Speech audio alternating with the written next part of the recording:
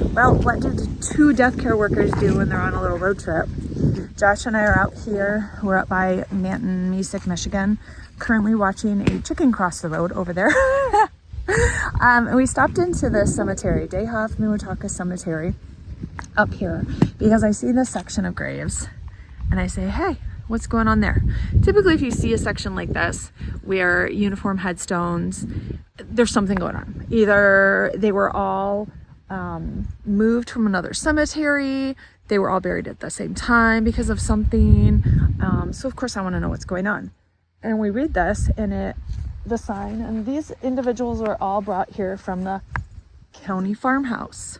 The poor farm is what they're called now that I'm reading into it. And I'm like, what even is that? I've never heard the term poor farm. Josh is like, oh yeah, you get out to the country cemeteries and you'll have the poor farm section of the cemetery. And I was like, why have I never seen this before? So I went on a little bit of deep dive, want to pass on some of this info to you guys in case you don't know it, because there's got to be more than just me that don't know about this.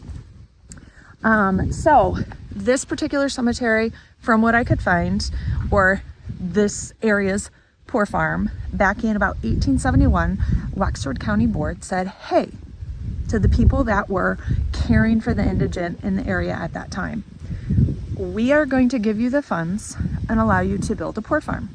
What that means is you build a farm. The people that live there all contribute to it. They're all individuals who financially or physically can't stand on their own. They cannot take care of themselves. They may be mildly disabled, just don't have the income, can't get ground under their feet. So you're going to build a poor farm. And they did just that. This big 2-story poor farm on about 160 acres. And they allowed them to bring in the people that were under their care, the indigent. The men tended the barns, the crops, horse, cows, pigs, all of that.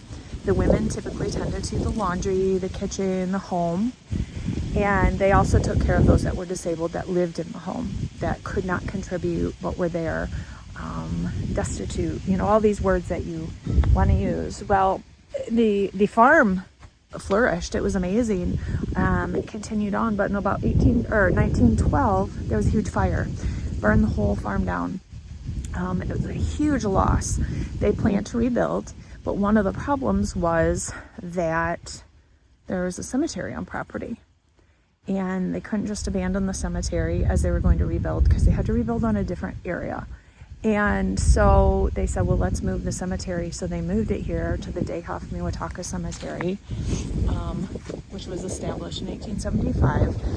And they put headstones up. They talk about it here from the Wexford County. The dates don't all exactly line up on everything I've seen.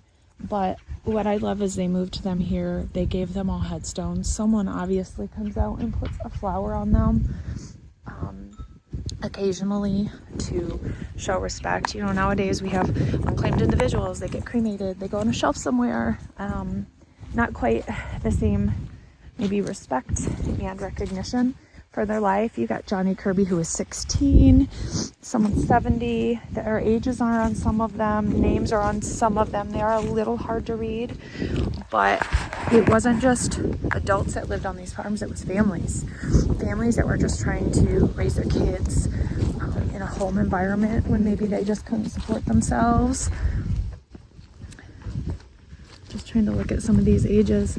Yeah, you got a lot of 60s, 70s, but there are some younger people as well. But all these headstones have been erected for those individuals that were moved here. Kind of a cool thing, right, guys? That they received the care and burial and everything and got to live a life of purpose, even though they were indigent. I kind of love that. Poor farms. Who knew? Now we know.